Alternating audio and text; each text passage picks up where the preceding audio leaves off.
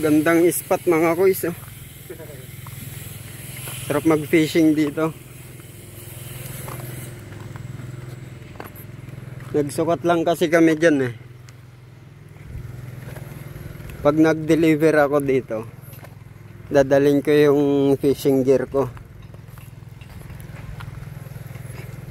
Yung kabilang side doon, mukhang may positive doon na GT. Malalim siya tsaka maalon. Yan o.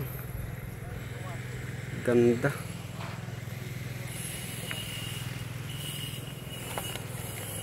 Sarap. Sarap sana kung may dalang fishing gear. Tsaka hindi dito bugaw. Walang mga naliligo. Location pala nito ano, Bagak Bataan. So possible kasi pag deliver ko dito gabi, dadalhin ko yung fishing gear ko, tapos punta natin yung magandang hagisan.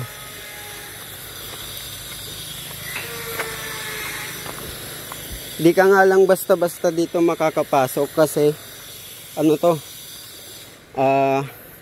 private resort. Hindi pa siya nag-o-open, dine-develop pa lang. So ay, ang daming ang isda oh. So possible na may mga mamaw pa rito.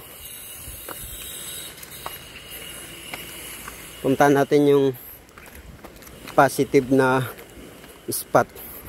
Kasi dito meron na yan eh.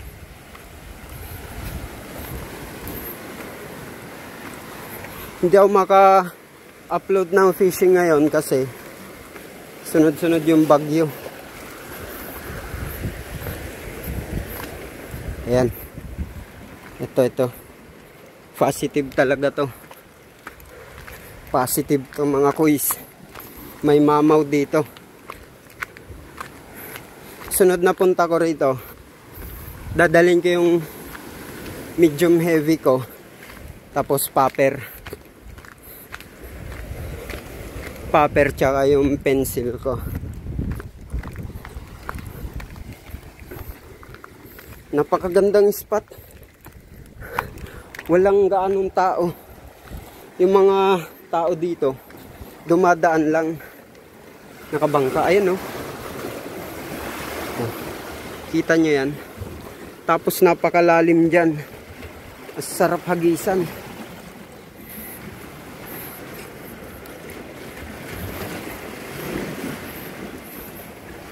Ay, diba?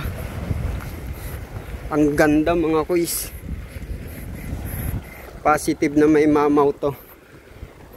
Hanggang dun yan oh. Kita nyo walang katao-tao. Hindi siya bugaw.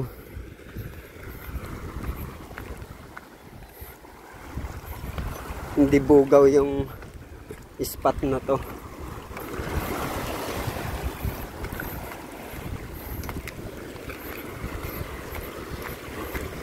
So pagka nadala ko yung fishing gear ko, itra-try natin dito mga kuys.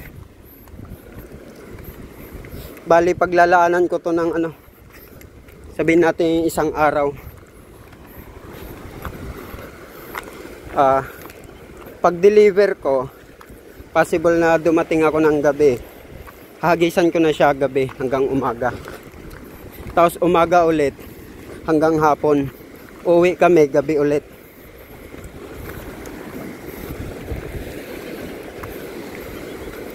Napakasarap na spot.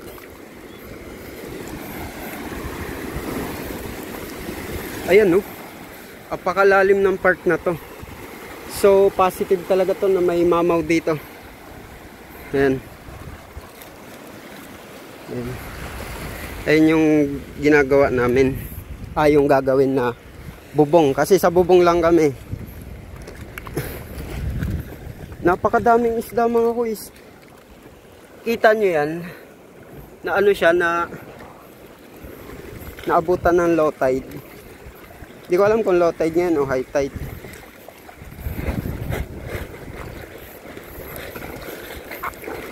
Sabihin ko man sa inyo yung location nito.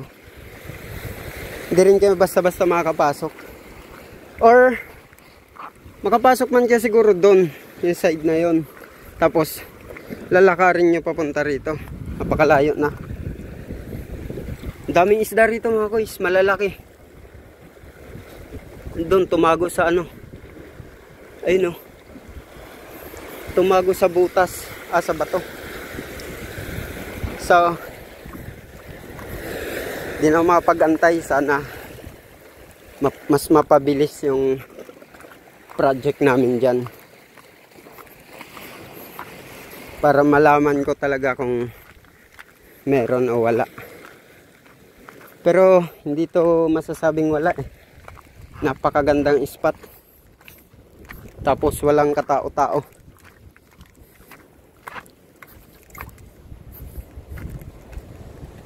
O kita nyo, ay no, may one spot snapper na agad.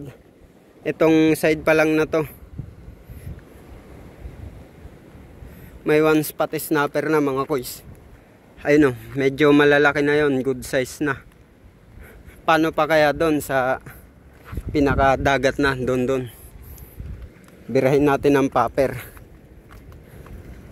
Pag pumunta ako rito. May mga ano nga eh. Triple rust. Triple tail ba yun? Ayun no. Kaso maliliit.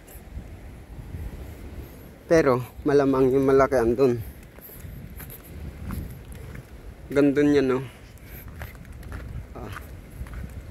Ayan, nandang. Ito one spot snapper. Ay wala, tumago. Ano? Maliit. Sayang. Sayang. Kasama ko kasi ngayon yung boss ko. Kung ako lang sana yung pumunta rito, nagdala ko ng fishing gear. Tapos mag-fishing muna ako bago umuwi ng Cavite. Kasi Cavite pa ako eh. Wow. So yun na lang mga kuys. Balikan natin to. Update ko kayo. Right. Ganda ng buhangin, pino.